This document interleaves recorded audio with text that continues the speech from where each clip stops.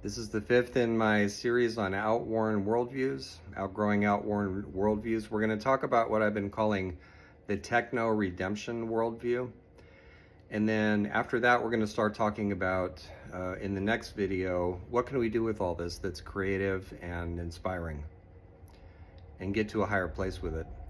So the techno-redemption worldview functions like an unconscious religion.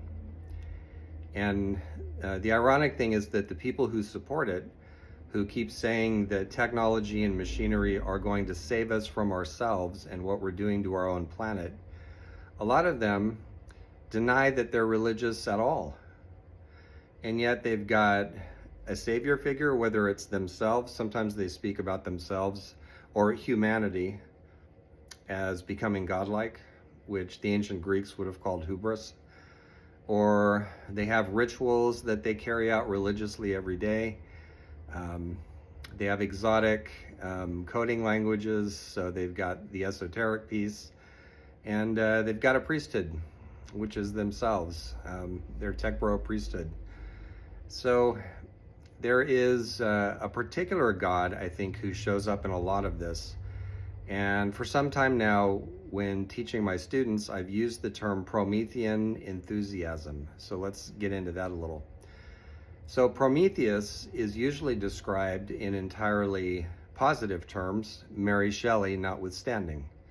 Prometheus is a trickster god in the Greek pantheon. He was a titan, which is suggestive, who, the part that gets all the applause is he went to heaven and stole fire and brought it to warm humanity, right? He gave us fire. And for that, he was punished by being chained up in the Caucasus Mountains, interesting choice, where a liver or an eagle, depending on the story, ate away at his liver until he was finally set free. That's the version we usually hear. What we don't hear about is his repeated disrespectful gestures towards Zeus and the other gods who had been picked by Gaia herself to rule.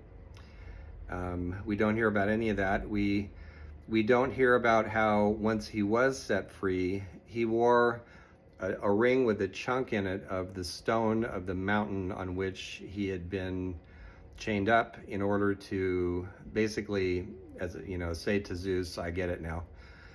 So all that's left out, the whole shadow of Prometheus. And so tricksters are creatures of speed. So oftentimes when there's a Promethean psychology, a Titanic Promethean psychology at work, there's lots of speed. Never mind the safety regulations, never mind the effect it might have on the public, on business, on education, never mind. Let's just get it out there and into production, right?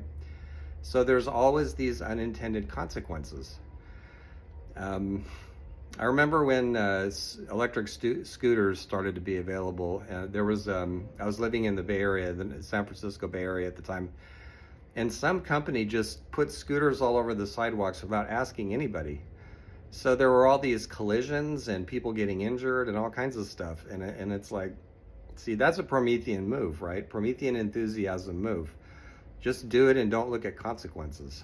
And this is one of the reasons in my Lamplighter trilogy, there's an organization that gets built to slow it down.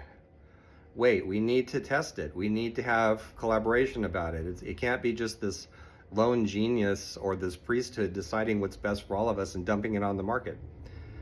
So it's not a matter of being anti-tech or tech phobic. It's a matter of slowing it down to human scale.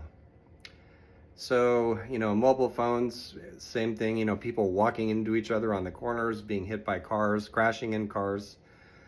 The Doctor Strange movie that came out a while back, that's how he got injured. He was screwing around on a cell phone.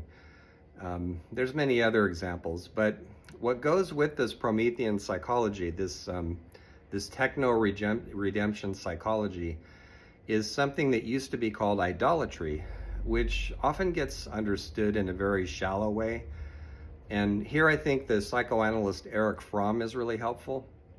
He talked about idolatry as a psychology, and he said, it's not about worshiping little pieces of wood or anything like that. Idolatry is when we project our human powers and possibilities into things. instead of using those powers and possibilities ourselves. Always reminds me of something Emerson said: things are in the saddle and ride mankind. And nowadays, things are the saddle. So idolatry is part of all this. The plan, everything's going to be better.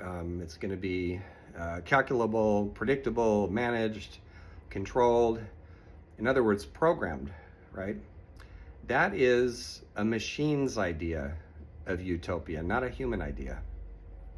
I don't think human beings can make utopia. I do think we can make the good society, which is another theme in my fiction. So mixed in with all this is the urge to be looked after. It can be very regressive at points. We lose abilities that we don't use on our own behalf anymore. There is also an unconscious religious theme of sacrifice. So, we point to people like the Aztecs. They were horrible. Look at that, human sacrifice. At least they knew how to limit it, right? One person at a time. We sacrifice millions to this stuff, right? Look up the statistics in any year for a Southern California freeway and how many people die out there in the absence of adequate public transportation, right? So we're definitely into human sacrifice. Cultures that worship these tech solutions. So there's an instructive piece in Children of Dune, actually, that I think speaks to this and maybe where we should go different. And there's a blind preacher who comes in from the desert and he preaches, and a lot of people think he might be the Messiah returned to help everybody, the Mahdi. So he's preaching about embracing uncertainty. At one point he says, abandon certainty, that's life's deepest command. And there's a lot of wisdom in what he says, but at one point a woman speaking on behalf of the crowd calls out, Mahdi, help us. And although the preacher's blind, he points a finger directly at her and says, you are the only help that remains. So as AI goes forward and the speed with which it's implemented makes more people lose their jobs only to realize that AI doesn't actually work very well, we might be thinking about all this a little differently.